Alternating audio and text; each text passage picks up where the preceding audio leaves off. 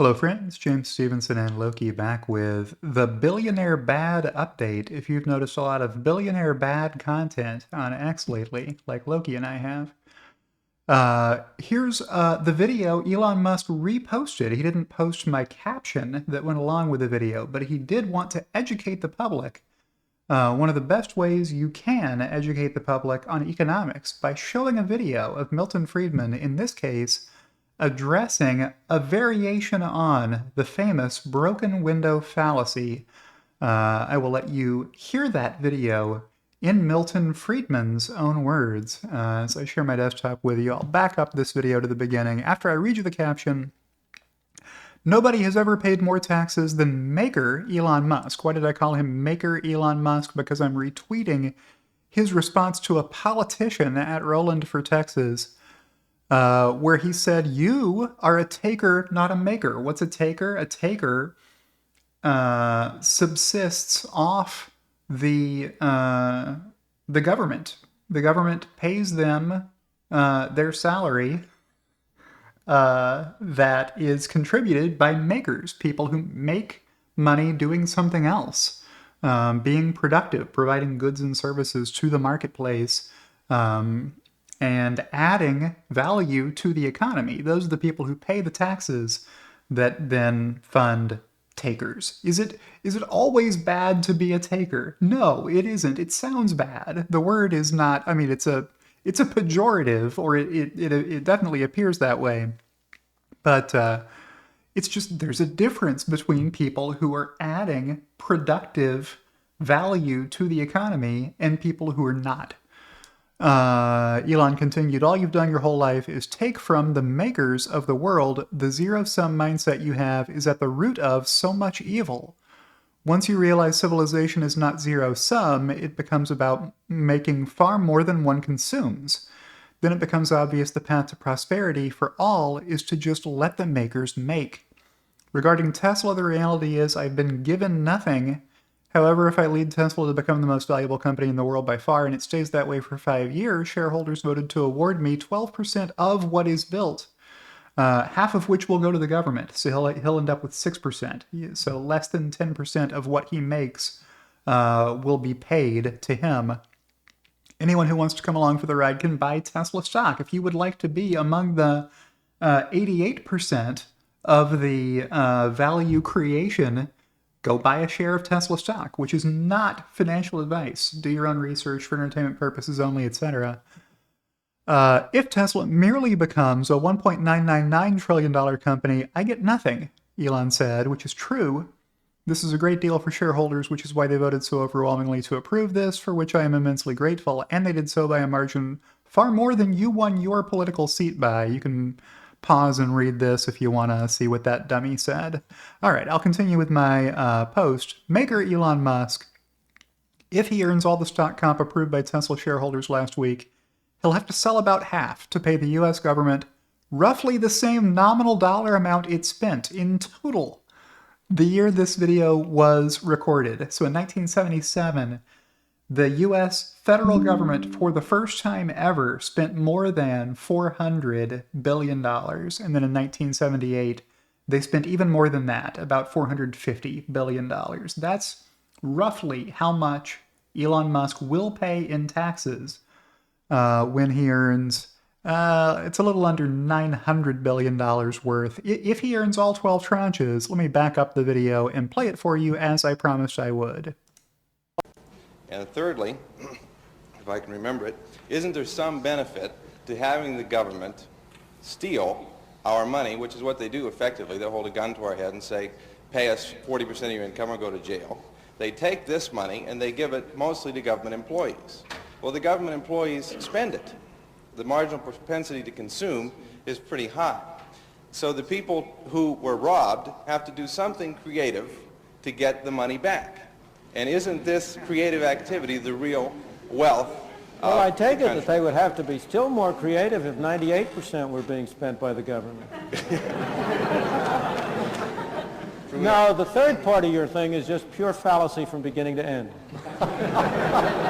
Because if those people who are now government employees were employed in creative activity and productive activity, they would also be spending their money. and we'd have a greater total around.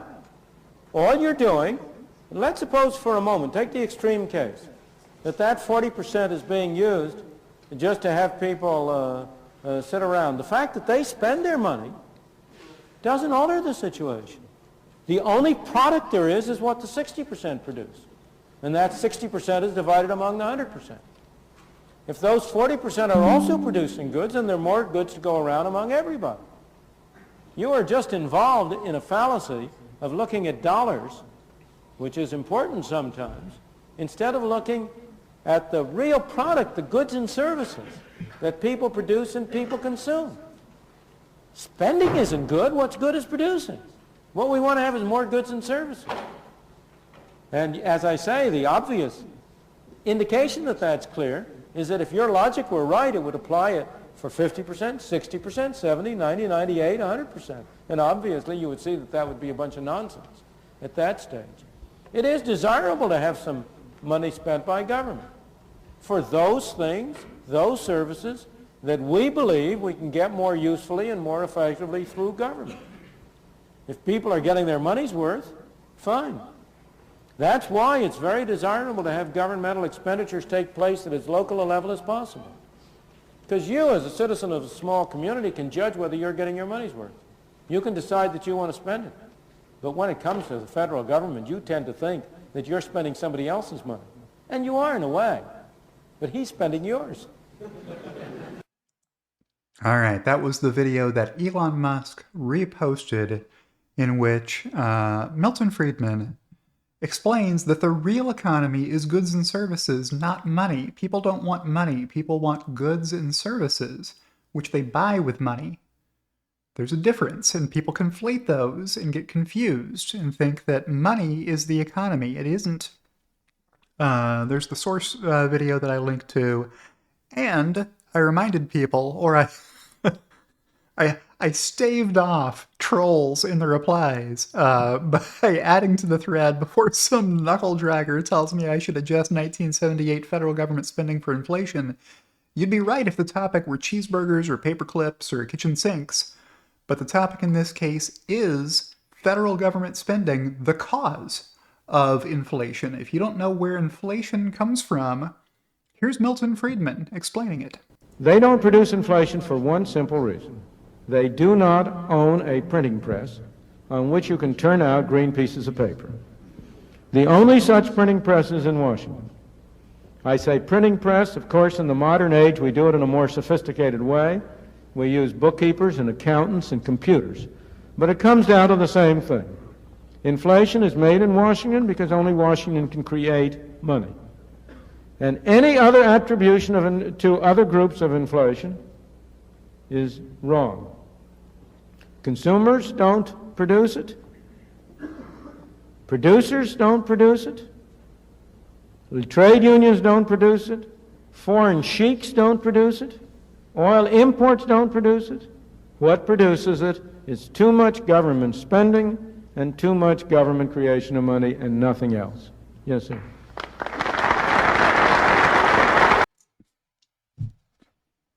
All right, and then Loki decided to come over and say hi to me, so I'll have to stop the video for that reason. Creation of money Let me get and back nothing to else. where we were. Yes, sir.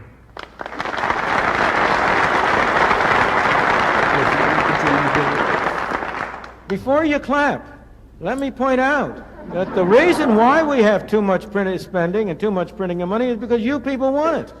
You and I. We're citizens. We run this country. If Congress has been voting higher and higher spending, why? Because it has been politically profitable for them to do it. If they have been voting higher spending and not voting the higher taxes to pay for it, why? Because it's been politically profitable to do it. We would all like to get something for nothing. And so the political process has been leading to Congress increasing spending, not increasing taxes, and financing the difference by the hidden tax of inflation. I think we are unwise. But let's not blame the others. The problem, you know, in that famous statement of the cartoonist, we have met the enemy and they is us.